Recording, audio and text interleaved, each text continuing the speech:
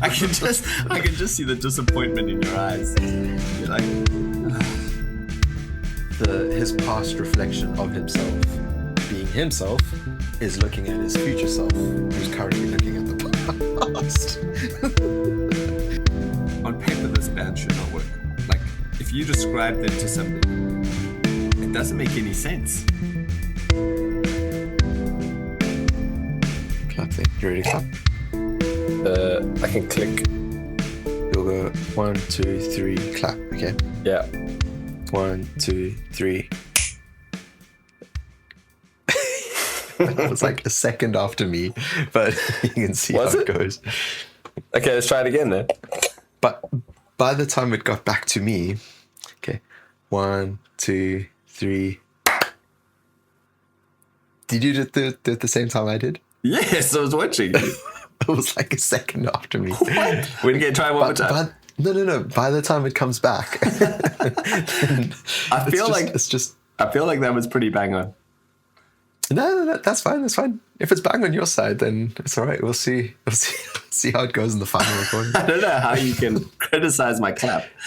No, That's really sloppy claps, Kyle. I watched you close your hands and I joined. Yeah. Anyway. Oh, every time Stevie sees a crab or a crocodile in the book, she just goes snap, snap, snap, snap, snap with the fingers. It's like talking hands. All right, so part 2. I feel like I've been waiting months to do this part 2. After getting part 1 out, I was like, man, I'm so keen to get the rest of it done. So we're picking it up at Center Mass. Yeah. It's my favorite song on the album. Yeah? Yeah. I love this track. Before we get started, Yes. we are the Buds Podcast, or you are listening to the Buds Podcast. We are almost rock stars who have now become nearly and barely podcasters with 1 episode in the bank. My name is Michael.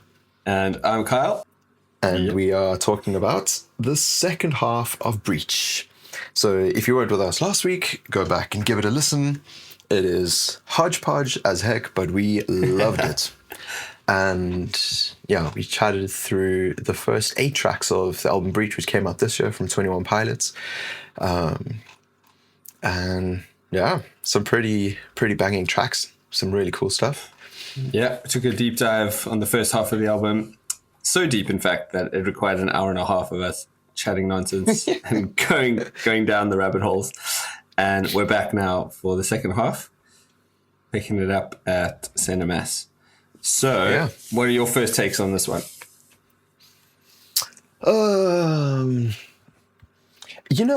For this second half of the album, I really struggled to actually figure out what these songs were about. It all sounded cool, it all sounded very poetic, but then I was listening to the lyrics, actually trying to figure out like the story of what he's trying to tell in the song. And I was like, what on earth is going on? And I know from what song? At the Risk of Feeling Dumb from Clancy. Mm-hmm. Great track. One of my favorite 21 Pilots songs. So cool. Yeah. That song, it sounds cool, but you're kind of always questioning like what's he saying? But I haven't got the lyrics in front of me, but he's talking about like at the risk of feeling dumb, check in with your friends, and like your friends are really struggling and stuff, and then the chorus is like at the risk of feeling dumb. So it's like it's almost writing the song in 2 voices. Like the one voice is telling the story, and then the other voice is like, don't chicken out in checking on your friends. You know?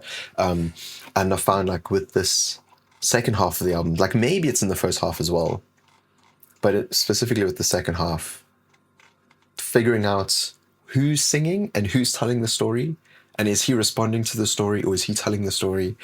Right. Sorry, this is a really roundabout way to Center Mass. No, basically, I don't know. I think it's good, and I think the so to tie in what you were saying about At the Risk of Feeling Dumb, I think, so At the Risk of Feeling Dumb is just, I think it's that classic thing of, you know, you can see your friend struggling, or someone in your life, family or whatever, is struggling with something, and you maybe check in, or you go, hey, like, if you need to talk, I'm here. And that person turns around and goes, no, I'm fine. I'm absolutely fine. And then you feel like stupid or dumb for going like, oh no, but I'm convinced something's going on here. And I think exactly what you said is what Tyler is saying in the song is, at the risk of feeling dumb, check in with those people. So yeah, okay, cool. So what, you might feel dumb for a second, but it's worth the check-in. It's worth following up. And I think it plays back to all his references back to like suicidal thoughts and suicidal tendencies and depression and anxiety.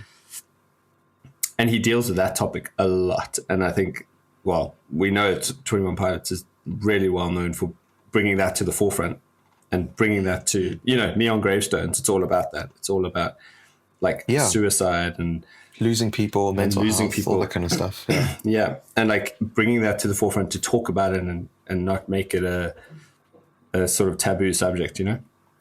And I think this, coming back to Saint Mass, I think it's something similar in that he's maybe not quite as far as suicide, but it's talking definitely about like vulnerability and being, like he says here in that verse 1, a little softer than I used to be, used to mouth off often with artillery.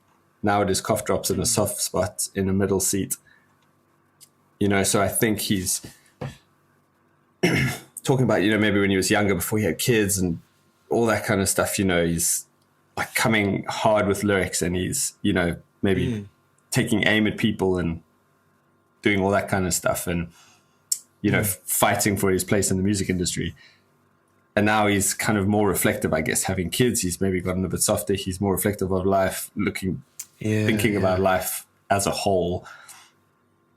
Anyway, that's my long-winded way of going around to actually that's really good. The meaning. Yeah, because I wrote down a few bullet points of things that were running through my mind as I was listening to it, and there's like a lot of reference, like pulling up his sleeves. What is that? Is that in the chorus? Yeah, I pull on my shirt sleeves to cover half my hands. Half my hands. So he's like riding on a bus or a train or a plane, but he's like trying to make himself like more diminutive and like not draw attention to himself. Yeah. And I was wondering if that was like dealing with anxiety in public. The bridge makes it seem as though he's reflecting on a lost friend from years back or something. There's like a strong reference to, like is that the bridge? No, the verse. Sorry. Which verse is that? Oh, no, it is the bridge.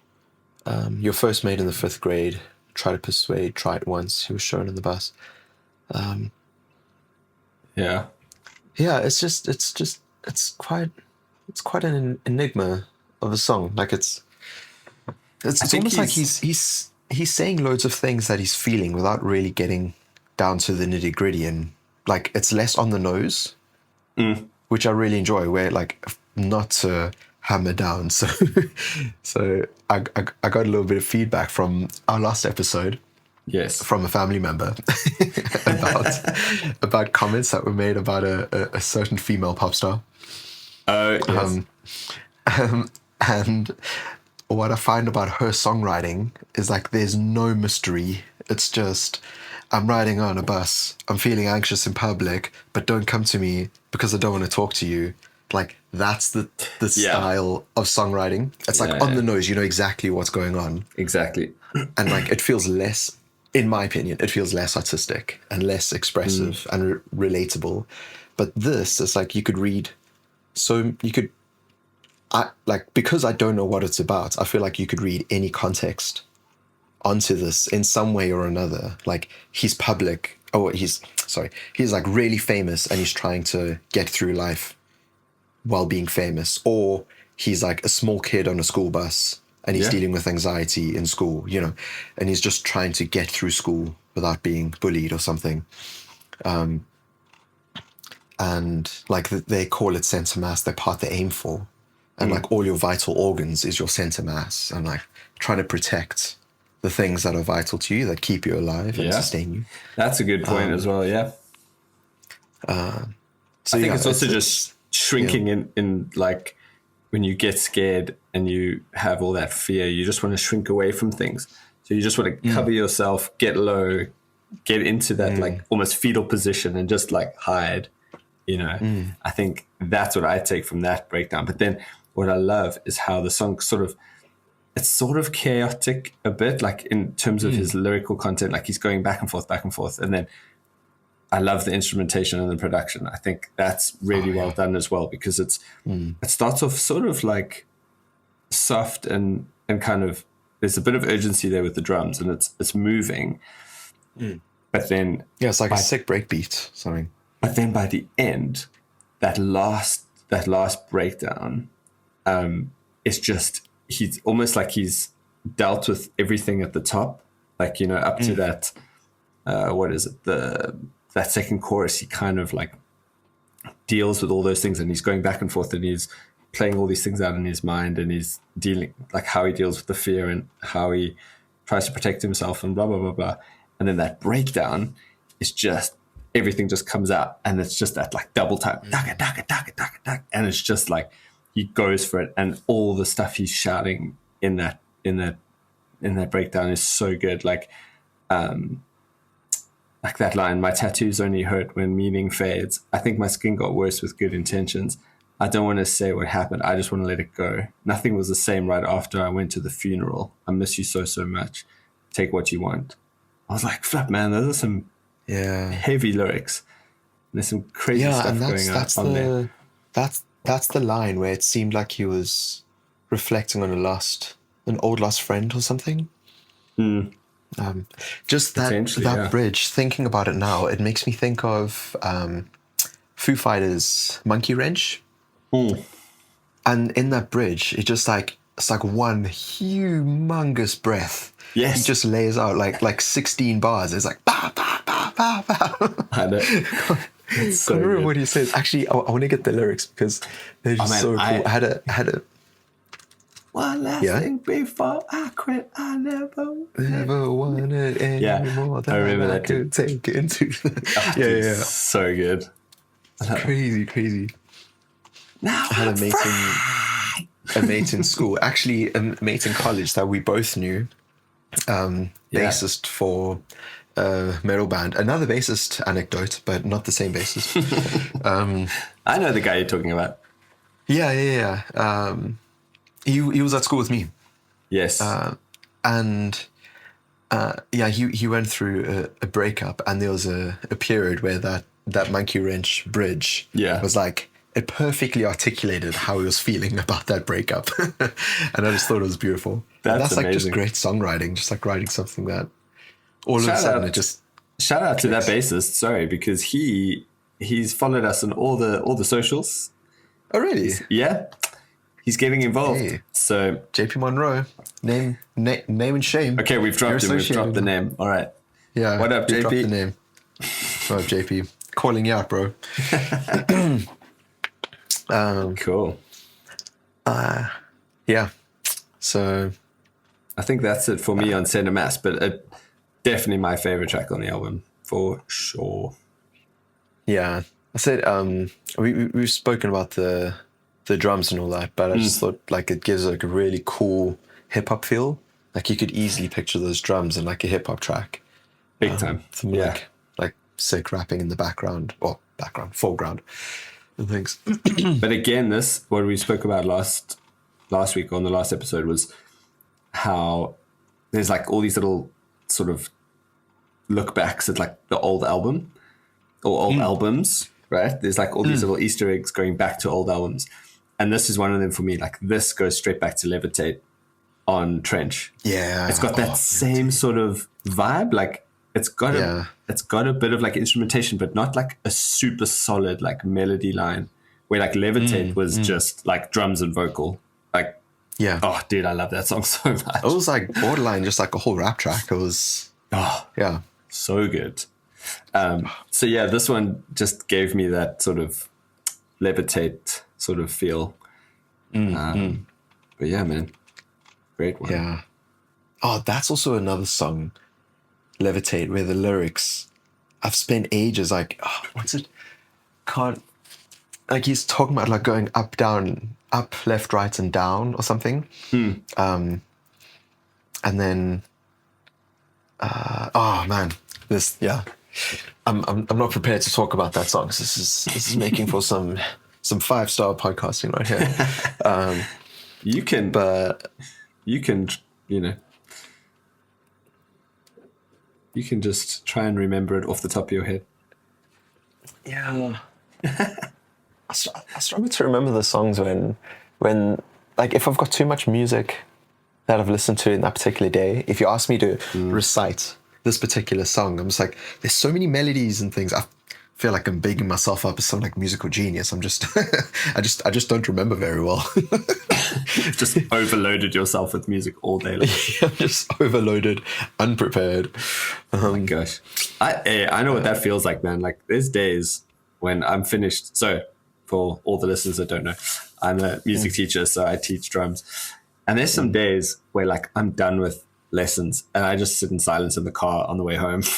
Like I've just had too much music all day, like too much K-pop Demon Hunters and whatever else, whatever else the kids are bringing to me. Yeah. But yeah, so I get what you mean, man. Okay, should we hop along over to Cottonwood? Yeah, Cottonwood.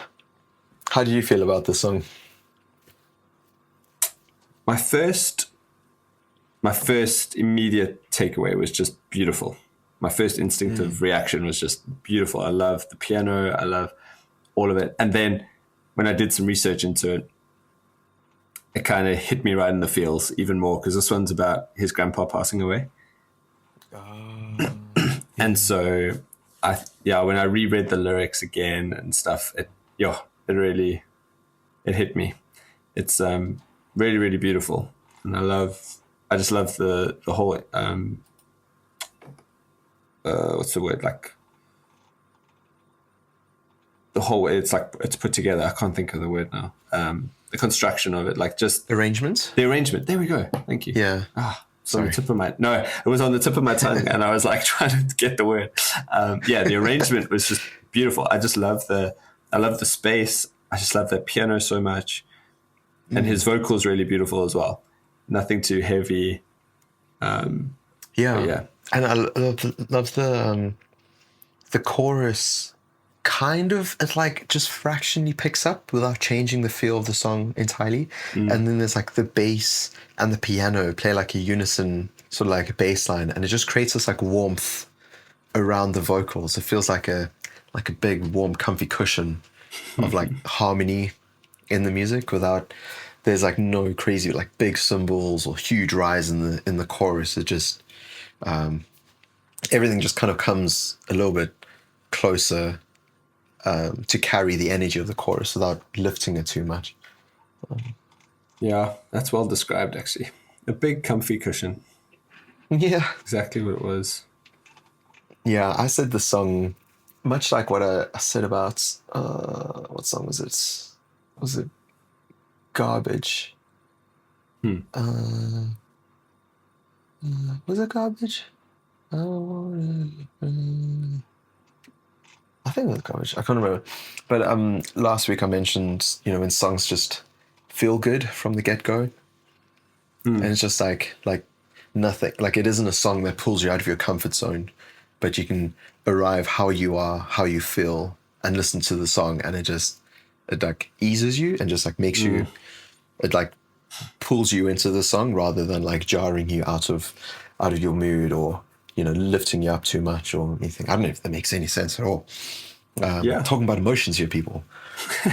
But I think it also is that sort of that familiarity as well, like that I guess he would have had with his grandfather, and apparently they were very close. And so a cottonwood tree was one of his favorite trees apparently. And so I was wondering what that reference was. Yeah. Because I figured there was something about cottonwood, and then the second line of verse 1 is someone chopped you down. So I don't know if, and like thought you'd just fall in the woods. I don't know if there was some sort of like parallel with that. But that's like a really sweet sentiment. My only other sort of connection to Cottonwood Tree was that Keith Urban song that Matt used to play on ships all the time. Oh, I don't remember that one. Something about sitting under the Cottonwood Tree. It was like some country track. It was a great song, actually. I really liked it, but that was like my first. Keith Urban's fantastic, yeah. Oh, dude, I love that John Mayer Keith Urban thing. Oh, that was a great collab, bro. That live Crossroads live show thing. That evening, whatever they did, that guitar evening thing where they're just both jamming each other's tracks. Stupid good. So anyway, that was my only other reference to a Cottonwood Tree. But very different feel to the song. Yeah. What was the song in? Was it Trench when he says, "I've just finished this last verse, but you're not going to hear it" or something? Oh, it's almost like he was writing this song as his grandfather passed away. Yeah, like the song wouldn't have come back in time from mastering and stuff for his grandpa to hear. Yeah. Oh man, yeah. That's near the end. I'm looking it up right now. Yeah, same. Trench. So the recording, I think it accidentally like paused or something. Okay. I'm just gonna have to cut it. Let's do another quick clap and then carry on. 1, 2, 3. Okay.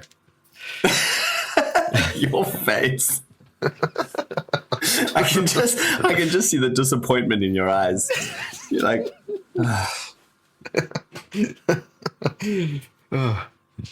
You know what's really funny is I used to listen to this drumming podcast where these two drummers. It was hilarious. It was such a great podcast, but anyway. And these two guys, they would do this every time. They would the podcast would start and then they'd be like, okay, should we do the clap? And they would always include it.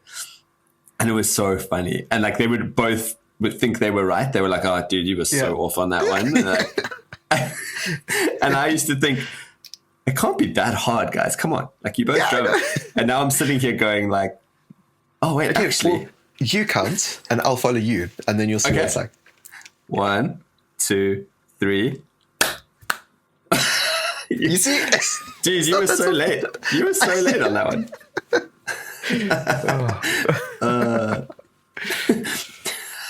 This could just be a podcast of us just clapping. Just a clapping podcast. We go back to 1920s blues. Oh, what's that? You know what I found? Maybe we just sing and clap hands. I mean, that's some fantastic tracks with that. Anyway. I'm on a tangent now. I'm going to tell you this. I found this guy on Spotify this week who his whole thing is people submit like a name to him, like of a loved one or a dog or whatever. Yeah. And he literally just records the same track over and over with this person's name in it. And he just sings the person's name over and over again for 1 minute 16. Every single song is the same. What? It's so ridiculous. I'm like, there are all sorts of artists out there, man. Crazy. Geez, that feels like doing a deep dive on Reddit and finding the most ludicrous, ridiculous posts and forums. It's like our mate Russ. Let's call it like the armpits of Spotify.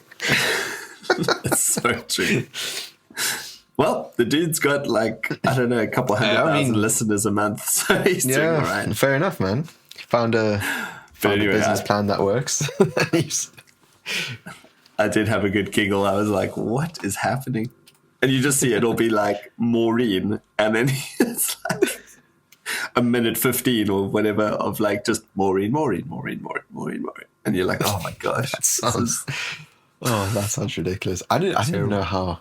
That's like really selling your soul out. I feel like that dude's won the lottery and he's just doing something else with his time. Yeah, he's the guy. If you want your name in a song, go to that guy. Okay. Back to Cottonwood.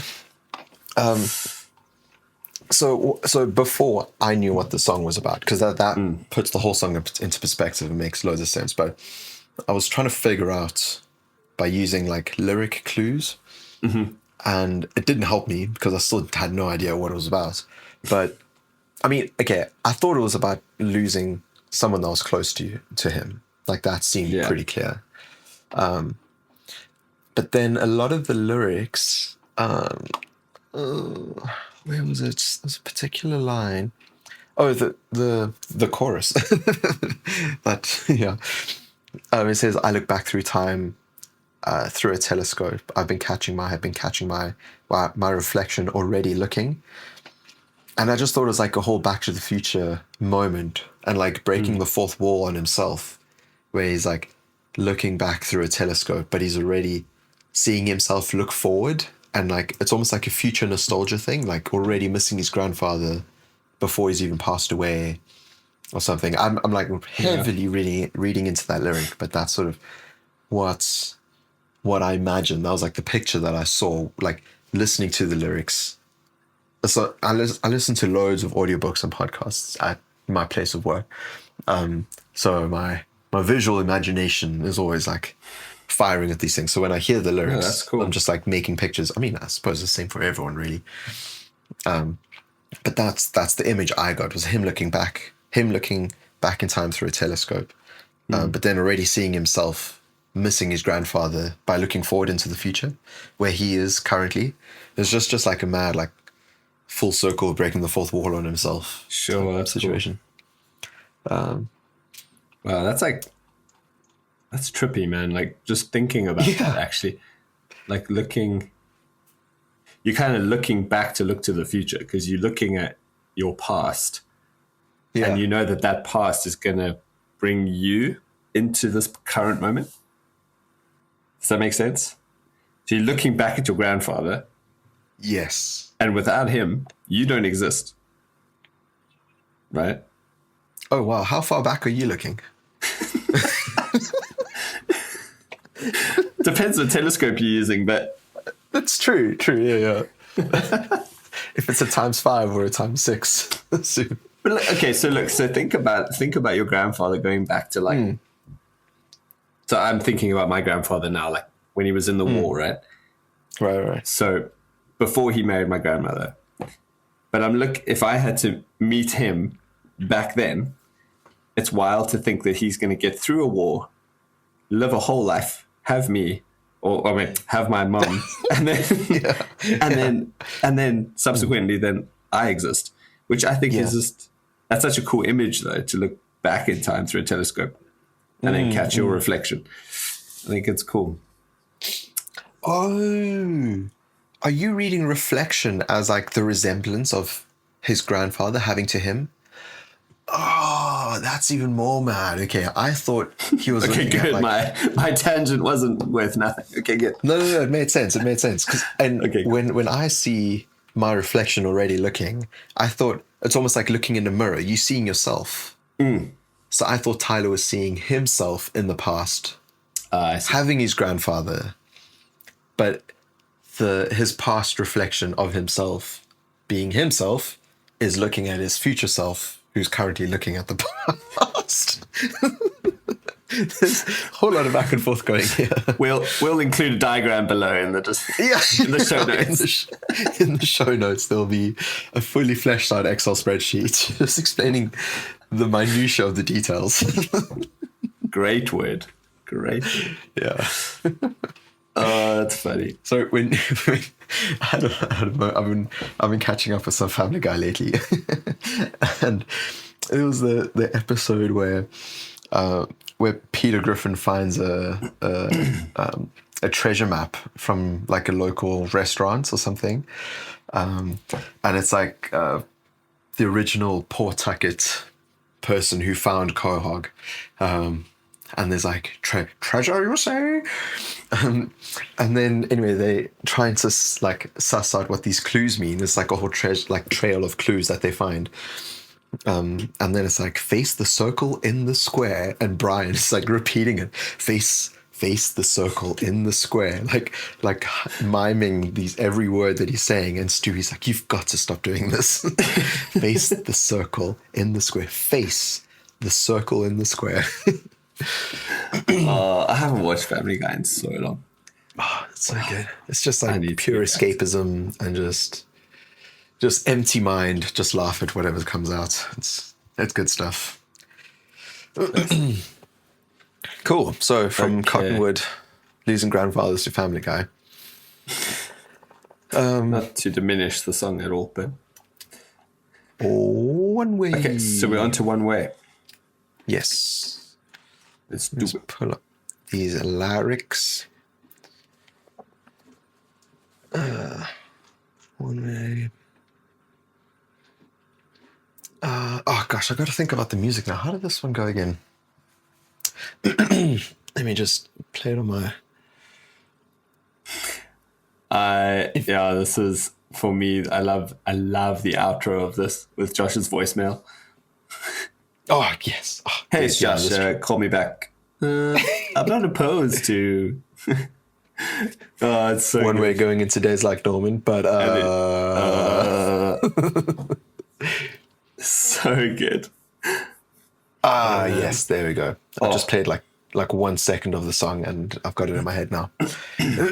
Cool. Yeah, I said the song. I have another throwback to Garbage, but the song is it's like laid back, really easy beat and feel, much like Garbage. And it says, I wanted to fly. And it's like, you just like imagine Tyler like floating on a cloud. And the song's not about just floating on clouds, but as soon as the song starts, you're just like, oh yeah, I'm Goku on his like little cloud. Oh gosh, this is going to annoy so many Dragon Ball Z fans. I can't remember what that cloud is called. Not the Nimbus 2000. That was Harry Potter. We're literally just covering every cultural moment in the last like 20 Every years. cloud reference I can think of.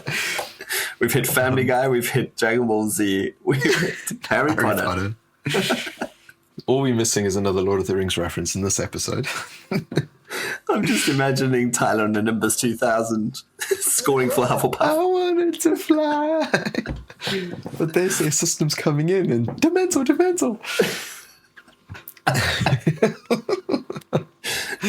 It's so good. Oh, man. Yeah, so Okay. so leaning back into the whole DEMA side of things, and if Yes. just a really quick recap. Last week we sort of fleshed out a little bit more about how Blurry Face, actually some elements of Vessel, the second album of 21 Pilots, into Blurry Face, and then Trench, Scale and Icy, Clancy, Breach. Those are like each like subsequent 21 Pilots album is like another chapter in this like whole fantasy saga that Tyler Joseph has been like writing and fleshing out through songwriting and stuff. And it's really, really cool and fascinating. And if you watch the video linked in the first episode, it almost, Bandito Ugly Rat, he like chops up the music videos almost as like a narrative story. It's like a movie in and of itself. It's really helpful, that, to be fair. Yeah, It yeah. gives you a really watch good it? sort of lay of the land of where everything is. Did you give it a watch? Yeah. Yeah, it's was really, brilliant. really cool. And it made so much more sense with like how the contract ties into everything at the end. But so anyway, so having that whole picture in mind, because like not every song on this album links back to that fantasy sort of world that Tyler's created. But again, I'm not sure if the song is entirely linked to that, because none of the lyrics like overtly talk about that. But I kind of got that impression. Like I could easily picture Tyler on the top of the tower, getting to Nico, and like this is the song. This is like the soundtrack to that scene. They say systems coming in, the chances are high that this is a one way. am I dreaming? If it's so, can I take it back to who I was before? If it's no, then all my dreams have not been interesting in a while. And that line is curious as well. Did you have any idea or an inkling about what that was referring to? But the whole dreams not being interesting side. No, because I wasn't thinking of it from a DEMA sort of standpoint. Okay. So I'm thinking of it more as in like he's wrestling with the whole, again, like the mental health side of it. Like he's going, okay, like I want to fly, like I just want to be free. I want to do what I want to do. But like the anxiety, the depression, all that stuff comes in and clouds him in and stops him from actually going out and being free and living his life and doing all the things he wants to do, being creative, blah, blah, blah, all the rest. So that's kind of where I was sort of looking at it from that context. Yeah. But it's interesting now that you've said from the DEMA point of view, because now I'm rereading the lyrics with DEMA in the forefront of my mind. You know, I can definitely see where how that can tie into the storyline and Clancy and the bishops and everything. Yeah. And like even the bridge, it says, me and my scene just ain't gelling. Someone next to me keeps yelling, oh, why am I still walking? Something must be wrong here. I just don't belong here.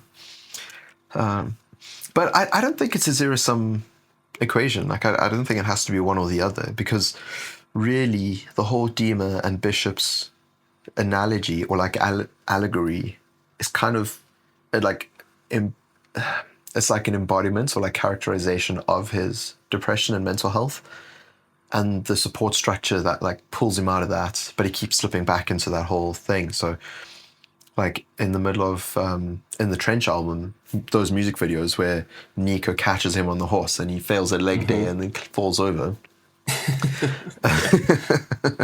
And it's an analogous of him falling into habits of poor mental health and like not using effective coping mechanisms and leaning on his support structure that helps him to stay away from that. So I think it could very easily be one and the same thing. And like any song that's about DEMA, you could read those meanings and parallels into that song to like show like a reflection of his experience in his life.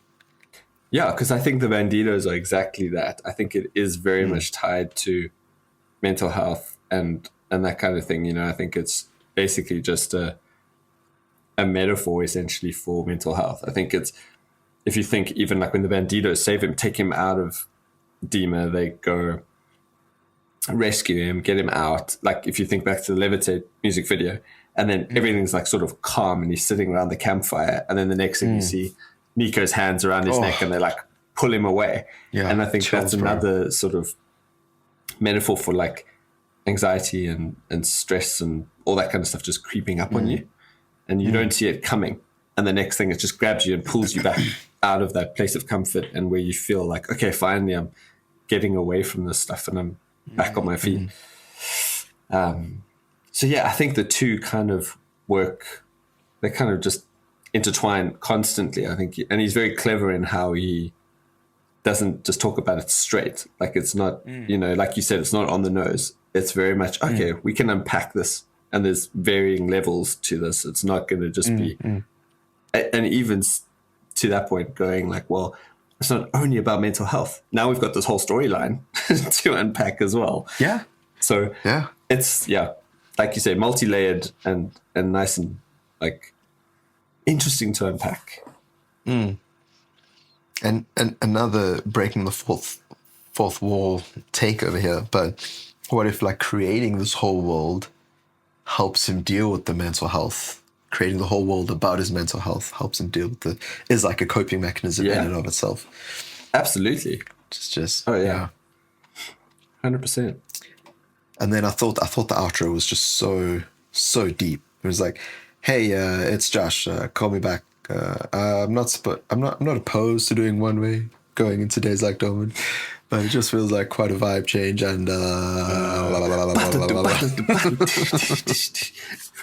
that's just, I love things like that. It's so funny how, like, I wonder if Josh even knew that voice note was going to be in the album, and the Tyler just like took the piss out of it. I love about these dudes is like, it's just, they're like these multi-platinum selling like rock stars. And they just like do whatever they want. It's rad. Like they just put a voice note or like a voicemail in a like #1 album. Like it's awesome. Yeah. Flip and just do what you want, man. It's great. So days Talking like about doing. Yeah. No. You go. No, I was gonna segue into Days Like Dormant from that. Oh, okay. I was gonna say, like, talk about doing anything you want.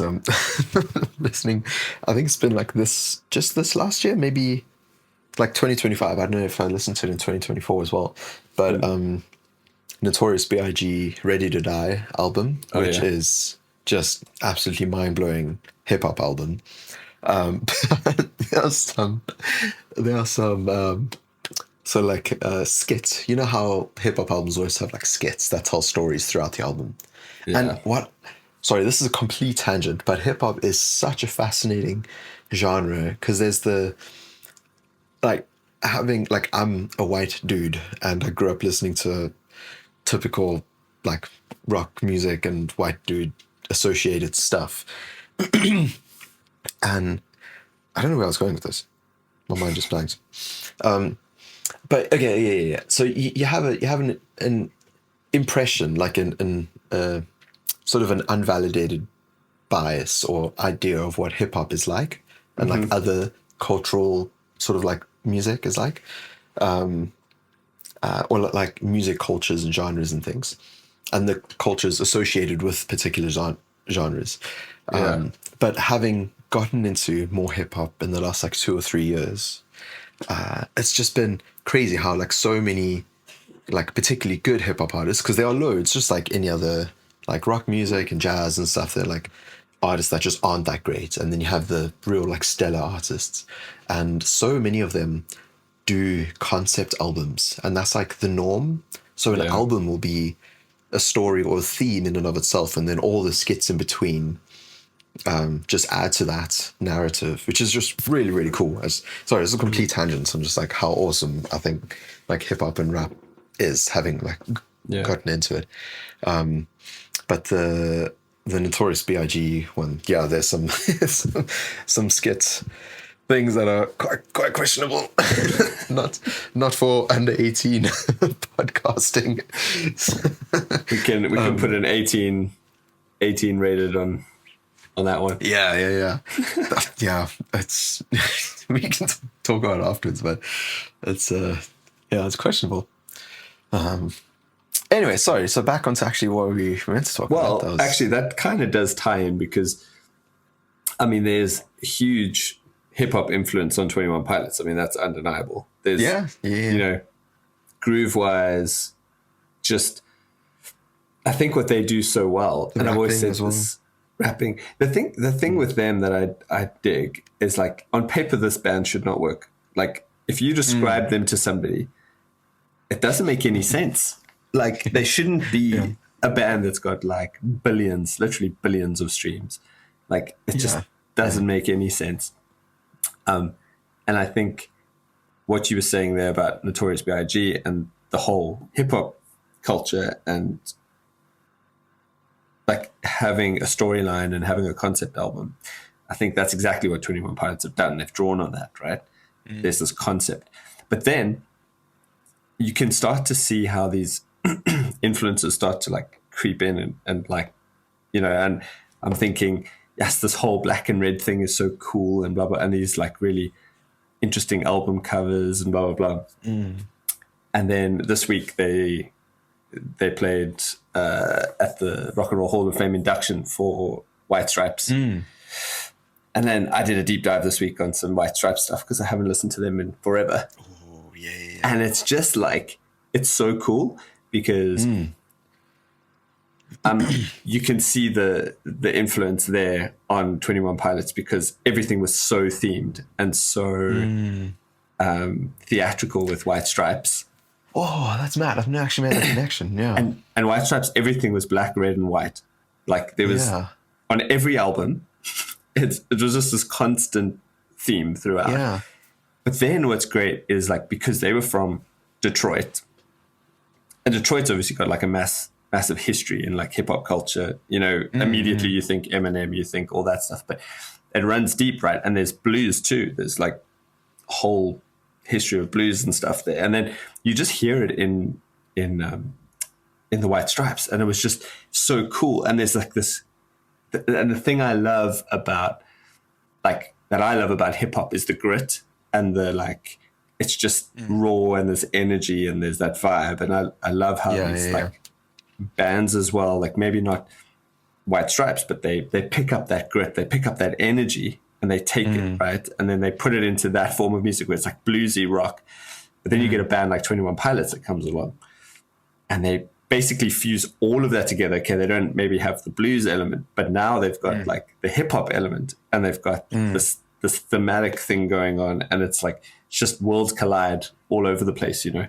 Yeah. And then actually at that same, I'm just thinking off the top of my head here quickly, but that at the Rock and Roll Hall of Fame as well, Outkast were inducted as well. But Outkast were amazing because like they also had these concept albums, like you say, but then it wasn't this like hard, gritty like hip hop. It was like this almost like rocky hip hop. It was really cool, you know. Some of their earlier stuff maybe a bit more gritty, but definitely like the later stuff definitely had these rock elements and like band like elements, you know. Stankonia with I'm sorry, Miss Jackson. Exactly, like, that album, it's pretty, I'd say that's like pretty more like gritty hip hop stuff. But then afterwards, because I think Hey came out after that, but that's kind of like a standalone song, even like in and of itself, because it's that double album, man. They did. Hold on, I'm gonna pull that up. They did.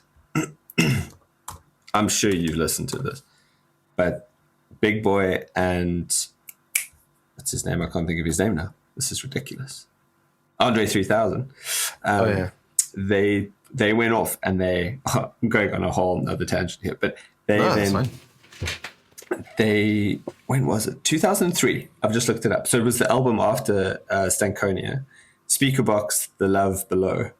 Yes, that's right. They went off and they both recorded the album separately from, if memory serves me correctly, they like did an album each, and then they put it together and created a double album, which was like genre defining. It was crazy. It was such a huge album, and that had everything on it. That had what were the big ones on that one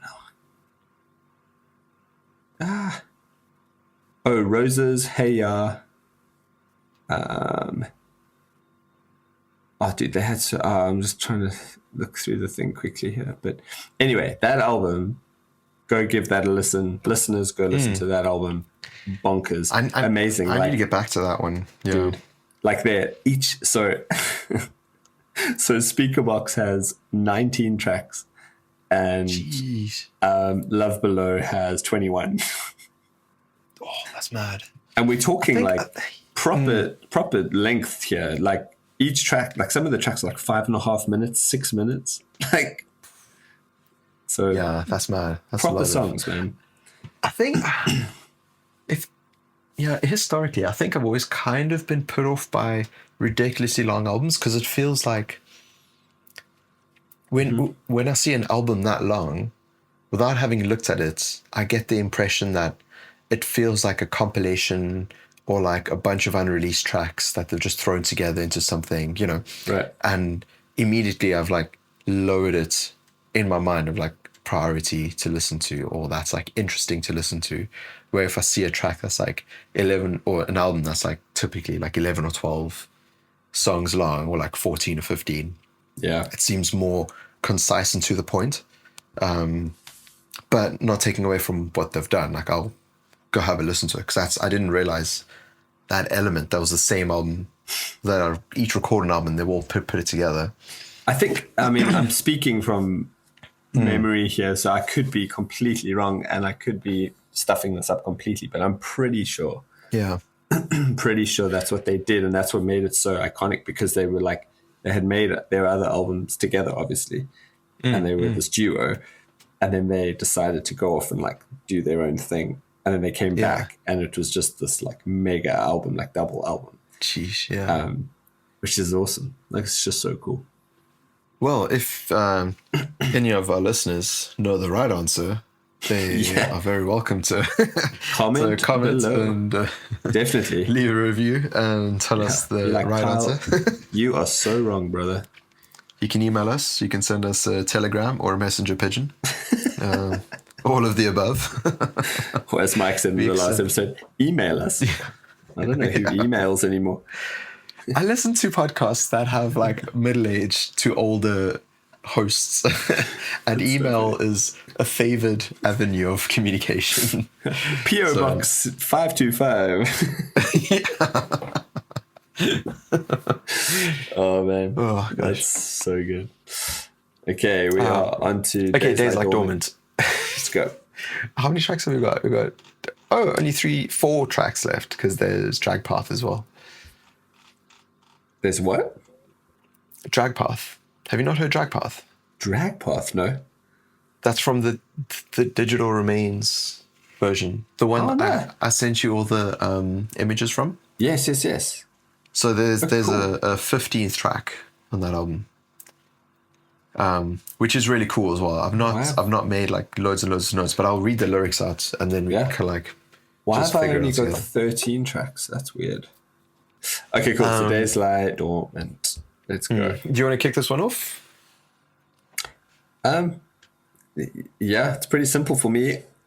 This is one that I have zero idea. Okay. I'd like, I don't know. I've listened to the lyrics a bunch. The music's great. This is another one where I haven't given it like the most attention. Like I've looked at the lyrics. I don't really get it. It's not like a standout track for me, to be honest. It's cool. It vibes, but it's not. Yeah, I don't know. I don't really know what else to say. Okay, so I was listening to this after I fed my daughter this evening. I was washing up some dishes. I had my phone cycling through these last few tracks just to get them in my head. And sorry, I need to cough. While this one was playing, all of a sudden something clicked. And this goes back to what I was saying about Tyler singing in different voices. Okay.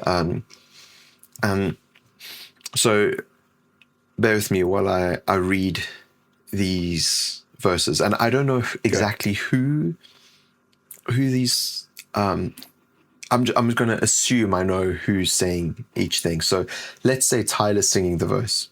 Okay. He says, "You say I should chase it. I'll never say no. Too narrow, too tight. Too narrow and too tight. Somewhere you can't follow. But you say with your face something else altogether." And Jenna, for instance, his wife, she's saying with her face, "My days lie dormant, because I just can't afford it to waste time in a city where no one knows my name. My days lie dormant. I just can't afford it. To waste time in a place where you're not. Don't make me waste my love. It's everything I've got." And then Tyler says, "You say, don't worry about me though. It looks so much warmer there." So like Jenna saying, "Don't worry about me though. It looks so much warmer there." And then Tyler should try Topo Chico and get some more sun. But you say with your face something else altogether. So like Jenna's body language is giving out a different impression. Where she's saying, "My days lie dormant. I just can't afford it to waste time in a city where no one knows your name." So it's like, it's almost, so it feels like the song Almost we're like talking about they like from Clancy. Do you feel like it's almost like again, I wasn't thinking of it from like a personal standpoint. Now I was thinking the DEMA side of stuff. Okay, Interesting. So that maybe it's to do with them now traveling separately, because since having kids, she can't just go out on tour with him.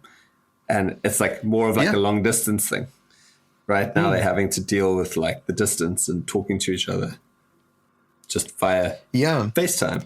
And so it's not reading each other's body language correctly and that kind of thing. Yeah, so it feels like it feels like so I'm totally reading into this. I'm just like projecting the heck Absolutely. from my ignorance. But it's like Tyler's got all these opportunities to go and do things when they've got a whole family of 5. And Jen is saying, no, go do it. These are all good things. You should chase it, for instance, in the first verse. But really her body language is saying like, my days lie dormant. Like Jen is just at home, just being a default parent, which is rough for 3 girls. And 2 girls and a boy. 2 girls and a boy. Oh, well. Still 3 kids. Still 3 kids. That makes, doesn't make it any different. Or any less hard or easy. But it's like Jenna can't afford to spend time in a city or to be, to waste time. Away with Tyler. So I don't think like all the lyrics match that theory like perfectly, but that's a pretty good guess because I had zero idea, man. I was struggling with this one loads as well. I had no clue until it's like about an hour and a half ago. I was like, oh snap. Yeah. So what did you read into like DEMA things? How did you read this? Or how did you read DEMA into these lyrics? What is your idea about that? So the DEMA thing for me, maybe not so much in the verses, but that chorus is my days lie dormant because I just can't afford it to waste time in a city where no one knows my name. Although now as I'm reading it, everyone knows his name because he's Clancy, right? Like he's like the famous dude for trying to break out and get out. But in terms of it, I just thought like days lie dormant, like there's just nothing going on in DEMA. There's nowhere to go. There's nothing to do. There's nothing to see. It's you're wasting your life, you're wasting your time because everything's so tightly controlled. Everything's so, like even that line, don't make me waste my love. It's everything I've got. Like it's just everything you have, your love, your passion, your whatever is everything's just being wasted in this city that is just basically sucking life out of you because there's nowhere to go. But then, like now who he's talking to, and then the Topo Chico, like that, that takes us. Look up what that is. I think it's a drink. Oh yeah. I mean, it sounds like some sort of drink thing. Okay, like Labadoozy. I feel like this is some. Topo Chico is a brand of sparkling mineral water and hard seltzer, bottled at the source in Monterrey, Mexico since 1895. Oh, wow. Okay, cool. They are not a sponsor of this show, so just want to clarify. But yes, so that takes us out of that takes us completely out of DEMA. So, true. Unless the Neds. So my theory just crashed and burned hard right there. So forget everything I just said. Let's move on to the next track. No, I mean, Tyler, be more on the nose. Come on. Gosh. Just stop writing good songs. A little bit more Tay-Tay. Actually, can we go back? What did said family member say to you about my comment on Tay-Tay? Oh, just because, just the general, not holding Tay-Tay in high esteem. Okay. Just like, how could you not? That was the general vibe. Fair. And I'm ready and willing to articulate quite clearly why not, but. Listen, let me clarify on that so your family member doesn't get too offended. I do respect her as an artist. I respect her because having us both been in a little bit of the music industry and doing a little bit of touring, nothing like what these people do, like that we're discussing, like 21 Pilots or Tay-Tay. But listen, it's hard work. It's a grind. You have to be on another level. Like to reach that sort of fame and that to play stadiums like that every night, you need to be great at what you do. You need to be talented. I think for me, if I'm being completely honest, with her in particular, I think there's a lot of, I do this and I do that, but there's a team of people behind you that are doing a lot of things, and even down to the songwriting. I think her biggest marketing thing has been like she writes all her songs herself and blah, blah, blah, blah. But they don't. If you go look up the songwriters involved in these things, if you do a bit of homework, you see that, and it's not just her, there's loads of pop artists and other artists that everyone collaborates. Yeah, man.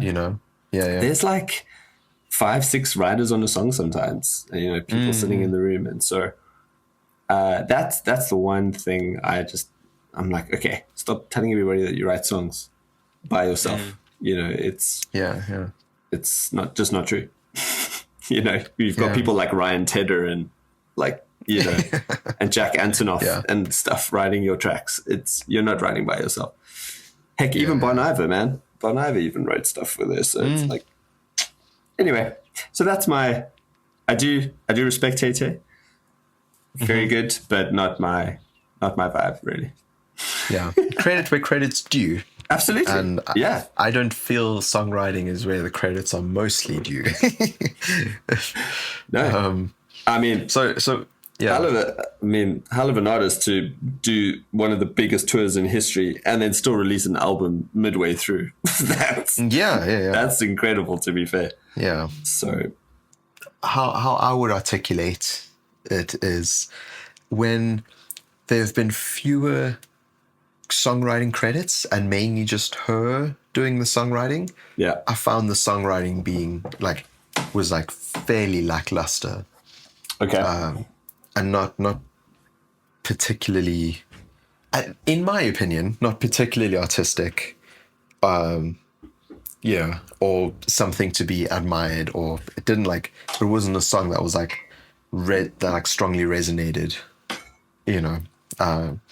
but then when there has been a really good song, and I'm happy to acknowledge when there have been some good songs, and on this latest album that she's done, I think there are more good songs than on other albums. There seemed to be a larger writing group, which doesn't discredit her from being a part of the writing team, but I think it's indicative. It kind of shows that some others might make up for fewer songwriting chops, where she might do really well at the performance side of things, or absolutely. So and trying to be as objective and diplomatic about this, without being super. Yeah, but I think there's also a space divisive. to be really honest about it too, because I don't think a lot of people know. I mean, we've had a small look into this world, and I think people don't realize how some of this stuff works. And like you say, everyone collaborates. Even people like Harry Styles, all these guys, they have 3 or 4 people that write with them. It's not like they're sitting in a room by themselves and smashing out this stuff. Yeah. And so I just, I don't know. I can respect those artists, and I can respect that, it takes a lot. It takes a lot to do that job. It's a lot of sacrifice. It's hard work. And it is. It's a grind, man, to do that kind of commitment, a lot of dedication. To do that sort of touring and stuff. It's wild. It's so credit where credit is due, but everyone's got their preference. Everyone's got their, preferred sort of music taste. And so, yeah. She's just not mine. I love how you're I just, I really want to just be really, I don't want to upset anyone, but yeah, she's not mine. She's just not my kind of, my cup of tea, really. I don't. Oh man, it's great. This is a slight extended tangent, but it's the whole nice culture being I don't just want to be nice because it's nice being nice. I want to be truthful and rather have constructive conversations about things and Absolutely. happily disagree with someone, but sharing ideas and like opposing ideas, and like how do you wrestle through that? And that's just part of like being human. I'm getting like slightly existential now, but just being nice for nicety's sake and like for sentiment and stuff, it's just, I feel like it's just a waste of time. So Yeah, absolutely. But I think it's also, like I was saying before, I think it's so good that like we do talk about this stuff, because like I said, people don't realize what actually goes on behind the curtain. There's people probably have never heard of a guy called Max Martin, who is like the biggest songwriter next to Paul McCartney and John Lennon.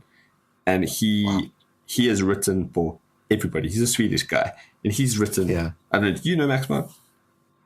No, actually, I'm not too familiar with his name.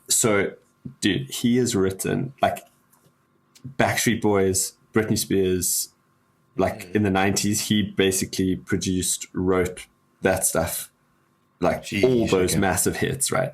Yeah. And then there's, I think the guy, his name's Shellback. He worked, or it might be his like sort of like pseudonym, but he worked for Max Martin, and he has written like a whole whack of stuff as well. But if you go back to like the Taylor Swift stuff, go back to 1989, if you go through the songwriters on that album, like Ryan Tedder's on there. I mean, Ryan Tedder's he's a big boy. Yeah. He's a beast. Yeah. He's written for everyone. And then Max Martin, like Shake It Off was, if you look at the songwriting credits, it's her, it's Tay-Tay, it's Max Martin. I think Shellback's on that one as well. There's like a whole bunch of them. It's crazy. Yeah. I think that was a great track. Yeah. Ryan Tedder wrote Welcome to New York on that album. He wrote another one on there too. But again, like there, Tay-Tay she'll get a songwriting credit because she'll be in the room with them while they're all writing it. But like, you know what I mean? And I'm sure she contributes, of course. Like she's there and she's contributing and stuff. And I'm using Tay-Tay as the example. I'm picking on her, but when Nikki brought stuff to us, she would have bones of a song idea, and then the three of us together would flesh it out and turn it into something that like helps Nikki realize her vision for the song and more, because we were adding our the first word that came to mind was genius, but I meant like our personality and our stamp in it, Absolutely. There's a great podcast called And the Writer Is. It's hosted by a guy called Ross somebody. Anyway, it's fantastic. It's basically he hosts all these different songwriters in like LA and London and wherever, and it's brilliant because it just sheds light on. There's a whole world of songwriters that write for artists, and they openly say like sometimes like there's no other, and this is where you still give credit to the artist where it's due, because it's like I could write a song but not pull it off nearly as well as Taylor Swift. Yeah. Like she has got something. She's got a talent there that like she can harness to use, to pull something out of a song I write, right? For example. So it's interesting to listen to these guys talk about it from that perspective, because again, people don't really realize this is going on. There's these people that write these songs who are managed by record companies who write for people. So it's interesting. It's a whole nother world, but that's like Sia for ages was just a songwriter, and now she's Sia the pop artist because she's tired of she just wanted to do her own stuff. So well, Ryan Tedder too, man. Ryan Tedder was working for Timbaland when he did that Nelly Furtado album and Justin Timberlake's like Cry Me a River, all that stuff. It's wild, man.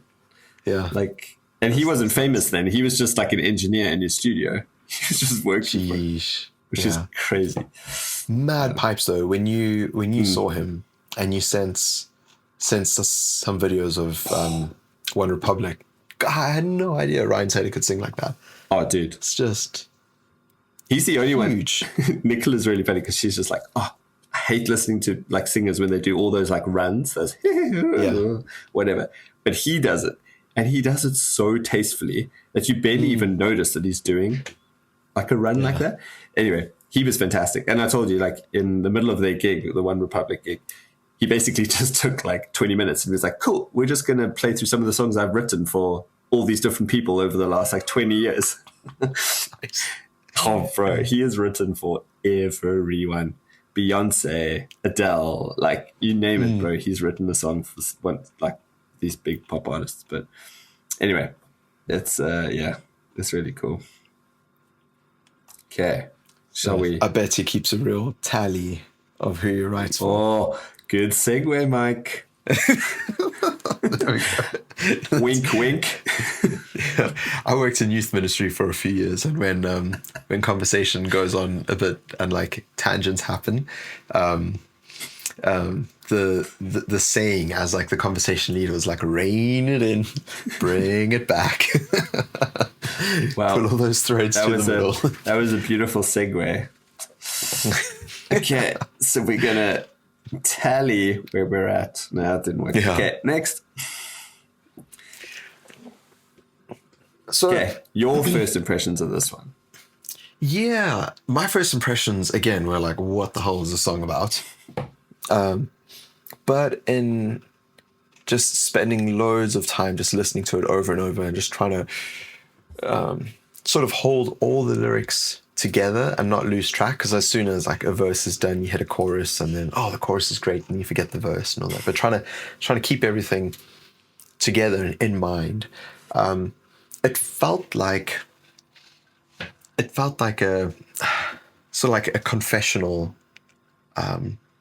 From again, I'm viewing this in light of like Tyler and Jenna's relationship, because that's the only context that makes sense for me as like him writing this song.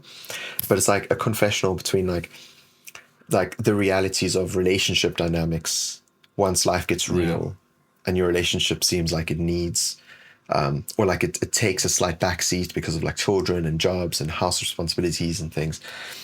And then you start like, sorry, I'm just reading. You start like holding grudges, even if they're like subconscious, and you're like keeping track of all the things that just really annoy you and irk you, or like you make notes of all these things. And this may be a slight revealing of me and my marriage. Stop I guess it projecting, goes Michael. both ways. Stop projecting a little bit. I am Tyler Joseph in the story. Next week, Mike's therapy session. But I mean, I feel like even in like when I lived with my mum, like back in the day, because my mum and I for like most of my life living together, and they're just like things that just get on your nerves all the time, but you kind of like brush them under the rug, you like let them go, and it feels like in the chorus says, you want to tally, I've lost the count, you want to love me, I'll let you down, still now, you believe in me somehow. When I replayed in my mind, I see your heartbreak every time. Still now, you believe in me somehow. And it's like always finding ways of letting each other down, but you're in it together, and it's like a two-way thing, you know. So it's like showing each other like the grace of like trying to not annoy the other person, but realizing that like these things are inevitable, and like you've got to find ways to get around it, and you know. Anyway, that was my big projection onto the song. Have you got any significant projections onto the song of your own? Anything about DEMA? No, actually, nothing to do with DEMA. But I don't know. I'm thinking of it. Again, you've come at it from a totally different point to how I was thinking about it. That's why I love these chats, because you always bring up stuff that I never think of as well. I was thinking of it like as his like relationship to God. Okay. Yeah. As in like he's Sorry. Do you see what I mean? Initially, yeah. That's yeah. The thing is, the only line that doesn't really work in that context is you want a tally, because obviously like God's not going to keep a tally of stuff. Do you know what I mean? Yeah. So that's the only thing. And he's like, I lost the count. And then, Unless that's like, God's voice. But then, that's true. That could be God's voice. And then Tyler then answers, "You want to love me, I'll let you down. Still now you believe in me somehow." Right? Yeah. Because God's like just It could erasing that thought and going, no, like I'll be here. I'm still going to be here. And then he says, "When I replay it in my mind, I see your heartbreak every time. Still now you believe in me somehow." So it's like returning to, I don't know, some sort of sin or some sort of pattern or habit or, and every time God's just going, "Yeah, I got you. Like, don't worry. Like, I'm going to still be here. I'm still going to love you." I think the lyric that verse 1 that like sort of sent me on that sort of journey of his relationship to God or his faith is just like, "I lost my rank and title. I turned my back on it." And I guess like you could have not a rank and title in God's kingdom, but like you could have like, you have some sort of like sort of stance in that world, in your faith. You called to be like, the child of God. And so if you're in this world of fame and fortune and excess and like stuff's just crazy and you're getting all this attention, that "I lost my rank and title" could be like, I've lost where I am in my relationship with you, God. Like I'm just gonna turn my back on it right now, and I'm just gonna progress. Like he says there, I wanted to progress things. I wanted my soul set free. And then you're chasing all these things that like, even non like religious people will say, like they I remember Jim Carrey said once, like, "I wish everybody could become famous so that they can see it's not going to solve their problems." Yeah, I remember watching that as well. You're chasing all this fame and all these things that they say, "Oh, money is the thing," or "the fame is the thing," and it never actually fulfills. It never actually gives you what you're seeking. So that's kind of where I'm at with that one. Like I feel, but then I get your point of view too. You see, multi-layered. Yeah. I think it's really cool to like explore that though. And it's cool that, and this is what I was saying, like last week where I, had a stab at Scaled and Icy, where like, I feel like this is more the 21 Pilots of like Vessel and Blurry Face, where it's like these deep songs that you can really explore and you can kind of, you can have multiple meanings, you can have multiple tangents. Whereas I felt, again, like Scaled and Icy was very like, meh. Maybe one day we give that album a bit of a redemption arc and see if there's anything in it. Yeah.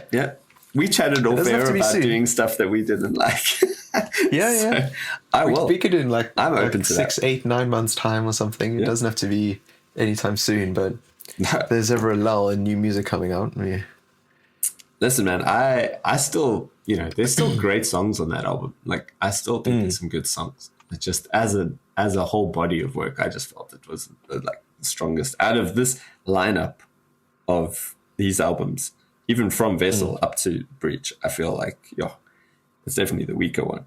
I feel like, it's the most, it's the most like out of the box, out of the 21 Pilots box. All the albums are like out the box, but but again, it like jumps out of the theme of everything else, like everything was this like dark black and red vibe. And then it's just this like color. Yeah.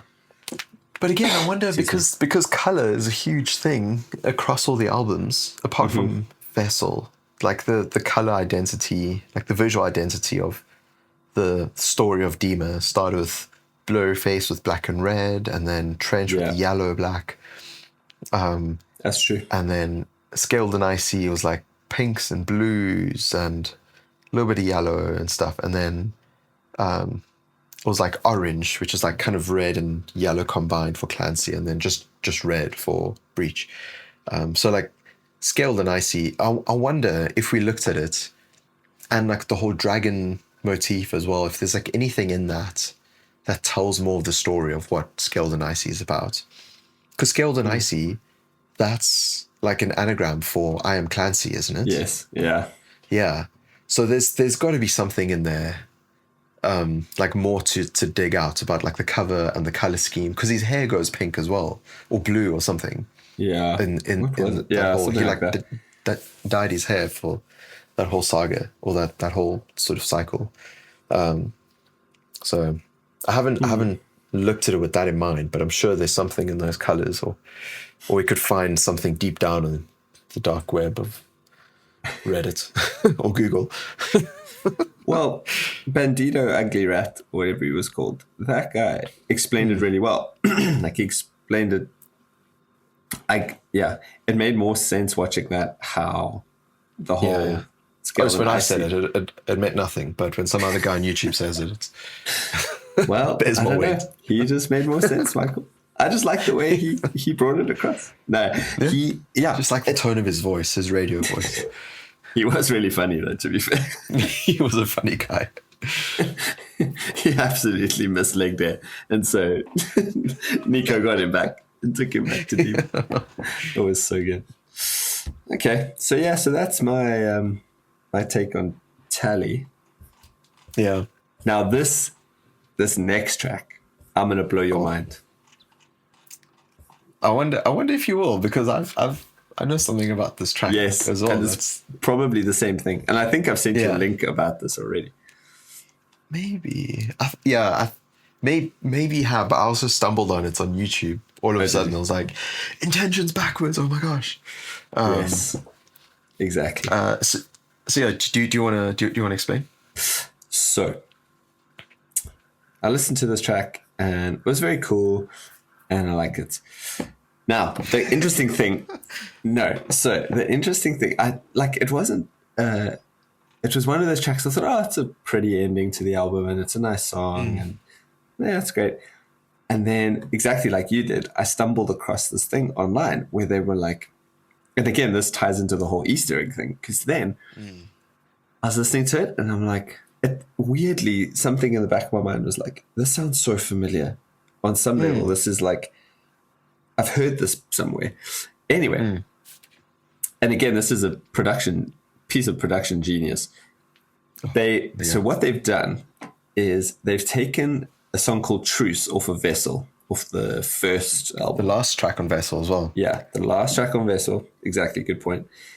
And what they've done is they've just basically reversed it. Okay. And then Tyler has just sung new lyrics over the top of it. Was it the whole track that they reversed or just the hook? I think the whole track. Because if you go to that, if it's the same YouTube link, which we'll link below because it's really interesting, you can hear like they include the lyric. Well, they include his voice from Truce. So when it's when it's reversed, you can hear the same like sort of cadences happening in the vocal, but then they've obviously taken the vocal out of that for Breach, for Intentions, and it's just, I don't know why it hit me between the eyes, and I was like, this is amazing. This is so genius to like take a track you've already done, but just literally put it in reverse. It was like full Stairway to Heaven, like Led Zeppelin, like the whole reverse Stairway to Heaven, and it's like this whole song about like parishioners and something. It's just mad. Yeah, and I just thought it was so cool, and then to just put these lyrics over the top of it, and it's got the similar feel to Truce. It's got a similar sort of vibe, very chill. And Truce, for people who haven't heard it, is just like a piano ballad, basically. Just rounds off the album of Vessel really, really nicely. It feels very much like Cottonwood, Truce. Yes. Like very chilled, low key, but quite like meaningful. That's true. And intentional. But again, I just love the Easter egg that it's pointing back to those albums. And I mean, to an album that isn't even included in this whole saga, this whole storyline, which is awesome. And it's not the first one either. No. And I just think, well, what was the song now? Hold on, I'll tell you now. This was the other one that, Downstairs. You can kind of hear the vocal on Downstairs is, the effect on his vocal is very much reminiscent of Vessel. And the vocals like effects he was using on Vessel. And it's funny because, like I mentioned in the last episode, is that that Downstairs was a track that Josh had on his computer for like 14 years or something stupid. And like it was just a demo that they had, and Josh found it and said to Tyler, like, we need to redo this because this is awesome. Like, we need to actually record this now and like put it out. And then that song has loads of like of the same sorts of production elements and stuff, obviously with a more like current 21 Pilots vibe, but it has loads of those little throwbacks to Vessel. And so these two tracks are a nice little nod to Vessel. While, you know, as we discussed last time, like there's little teasers here and there that point back to Blurry Face and stuff that points back to Trench. And like, so even though they're wrapping up the whole DEMA storyline, it's also nice that they're wrapping up this whole sort of like era of the last 10 or 11 years or whatever it is. Including Vessel, which is awesome. So for real fans and for like, you know, the diehard fans, this is an awesome end to everything. Yeah. And your thoughts? I find it like, again, like I don't actually know what the song, I don't understand what he's saying with the lyrics. Yeah. But it does seem poignant that like says, I'm starting it all over again. Did I learn a thing? And then the song is like reversing truce, you know. But then he says, intentions are everything. Intentions will set you free. You will fail most every day and every way. Did you learn a thing? Intentions lack memory. Intentions will set you free. Just try to be. Nice. And I'm not like, it feels like each of those statements needs a whole sort of like thesis statements on like what he's meaning with those things, because there's so much, it feels like there's so much behind each of those lines, and he's like packing in loads of experience, loads of emotion behind just one line, like intentions will set you free.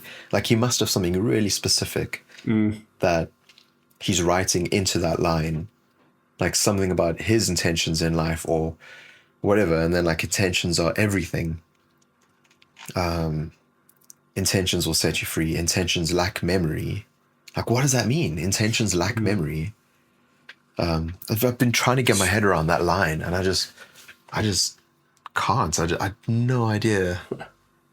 Intentions lack memory. So if you make an intention, are you doing it regardless of the past, or in spite of the past, or like, is it a negative thing that intentions lack memory, or is that a good thing, like goldfish memory, like just forget and move on type thing? Or it's just really intriguing and so thought-provoking.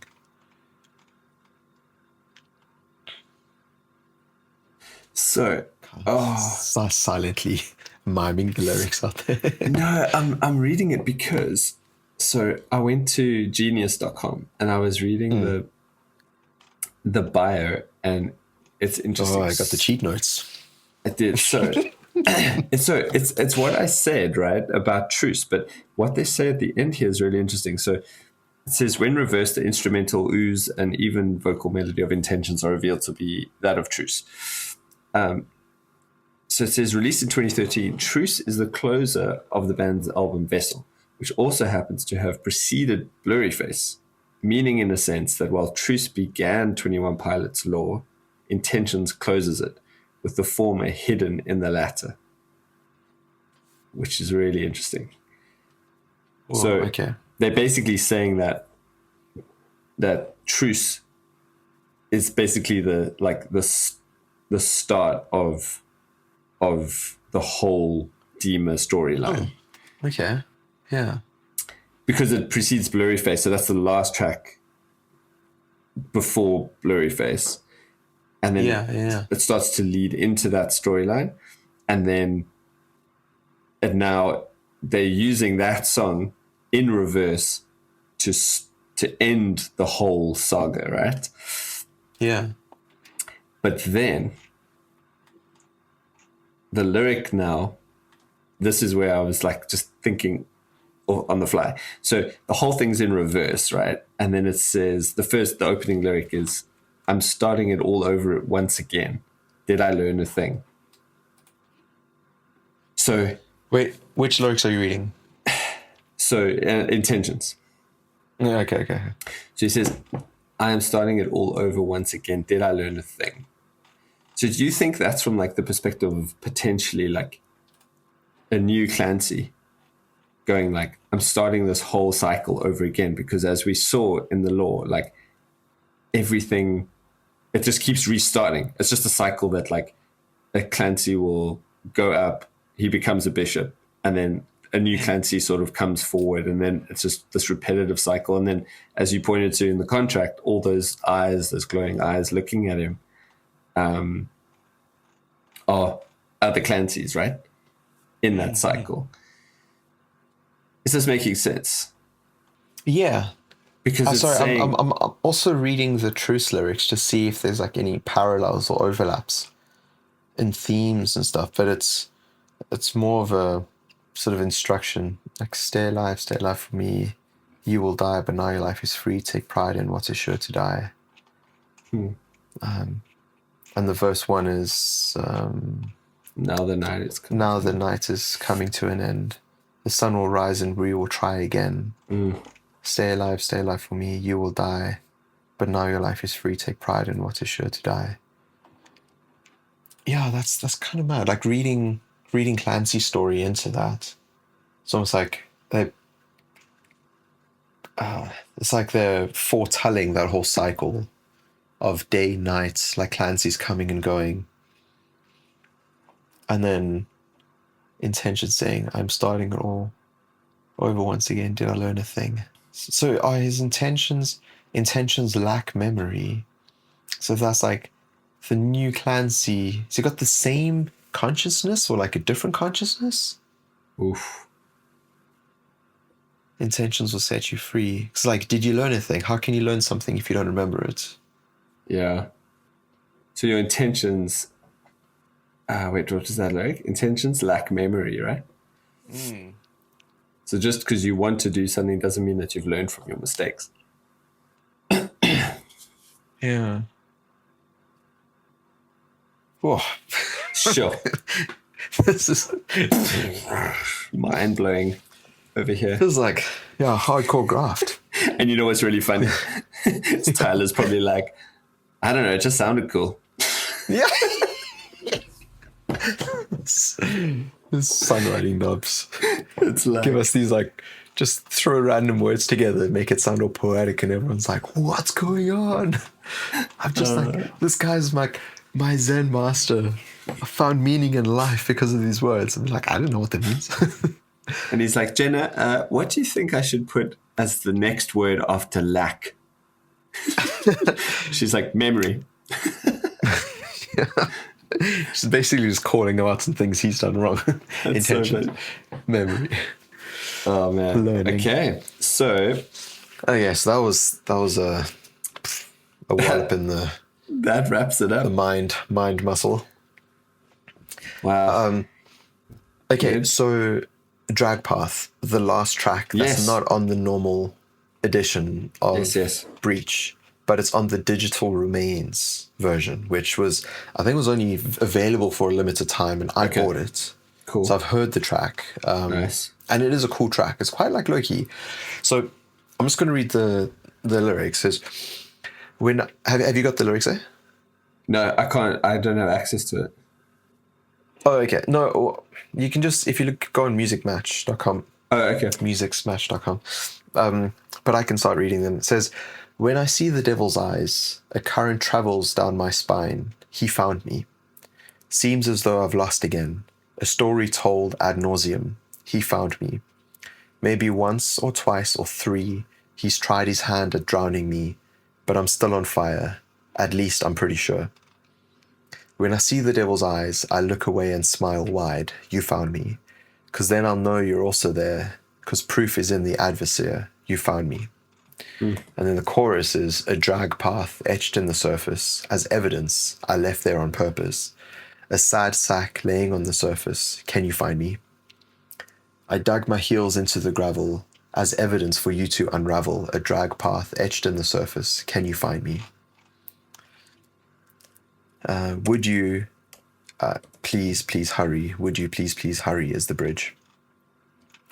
So, and the chorus is like, a drag path etched in the surface as evidence. I left there on purpose. So it's kind of, yeah, it's a weird little song. I was reading the lyrics. That is wow. It kind of just explains. It seems like it explains the moments in the Trench album. I'm not sure which music video it is, where he's running and leg day fails him and he falls in the water and then jumpsuit, and then Nico finds him, and it's like that moment when he sees the devil's eyes, current travels down his spine. He found me. And it's like the moment of being caught, but then the drag path etched in the surface is for Trench, the yellow, like his mates on the outside, to find him, and he left his drag path there on purpose so that he could be tracked down and found. So it's a bit more on the nose, the song. Still like really poetic and just quite impactful with his writing. It's no other. I feel like just off the top, I just feel like I feel like the song is written from the perspective of the end of Levitate, when he gets pulled away from the fire and he's getting dragged away from the fire. Oh, right. Yeah. I don't know why. And then the last lyric, when it says the sun begins to rise, or then the sun begins to rise, we made it through the darkest night. You found me. And I feel like that's the point where he just gets grabbed and then dragged. It's cool imagery, though. No, I wonder if You Found Me is talking to Trench. It says that then the sun begins to rise. We made it through the darkest night. Because at the end of the second of the chorus before that says a drag path etched in the surface. Can you find me?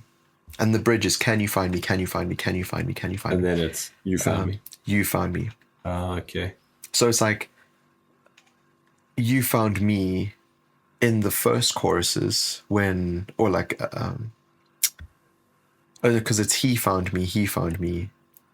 When I see the devil's eyes, I look away and smile wide. You found me. So I think when he's saying you found me, he's talking to Trench. When he's saying he found me, he's talking about the bishop.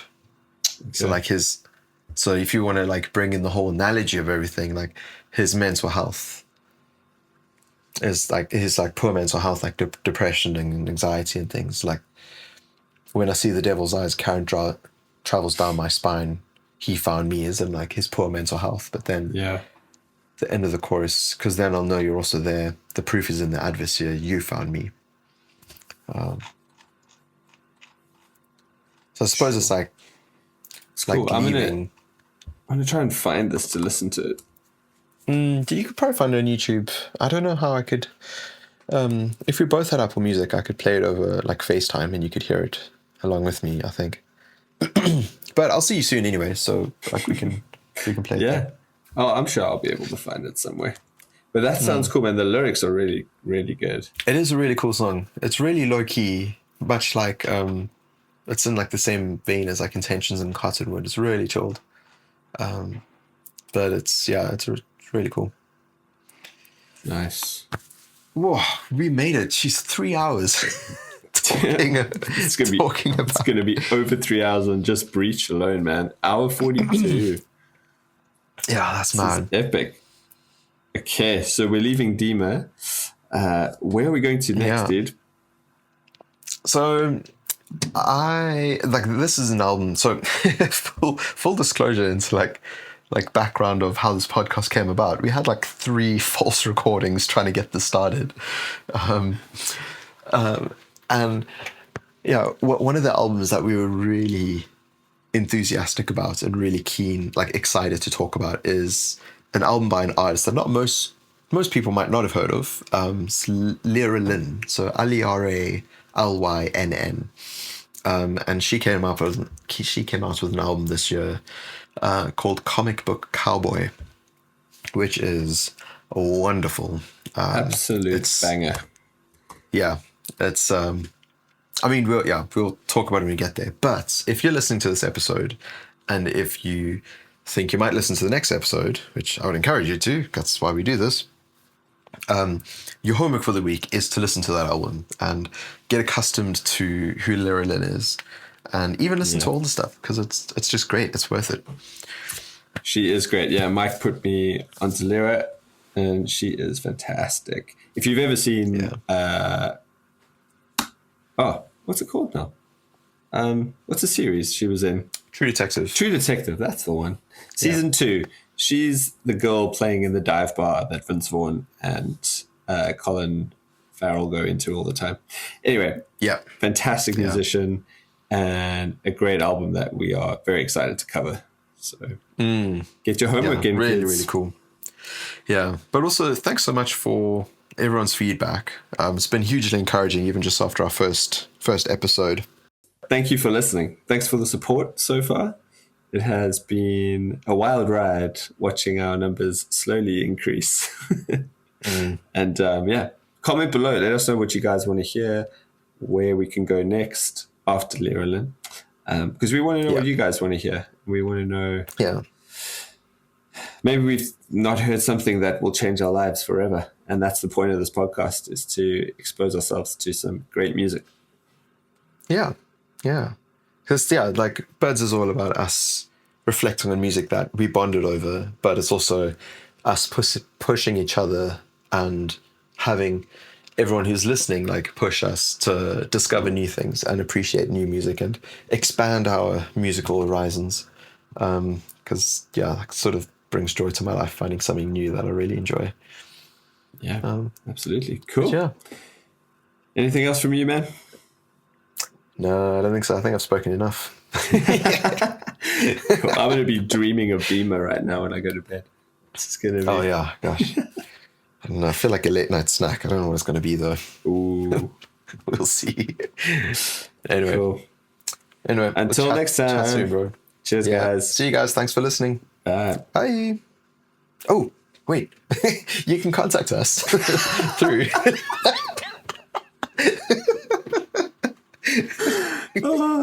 We will get better at this at some point, I swear. Oh my gosh, yes. We are... You can find us on all the socials. So, well, not all of them. We don't do TikTok. That's for the youngsters. We're rocking Instagram. We're up on YouTube, and we're across all the big platforms right now. So you can find us on Apple Music. You can find us on Spotify, and you can find us on Amazon. Apple Podcasts, that's right. Sorry. It's Amazon Music. So we've hit the big 3, which is the important bit. And I'm sure you'll be listening to us on one of those. But spread the word. Tell your friends. Share us on social media. Go give us a follow. All of that stuff helps. Leave us a review on wherever you're listening. That makes a massive difference in us being discovered, and also just getting numbers up, which would be great. For getting this podcast out there. Yeah. Anyway, so for the last time, and thanks now for your we time. have covered everything, I think. Goodbye, good people. Good night. Good night.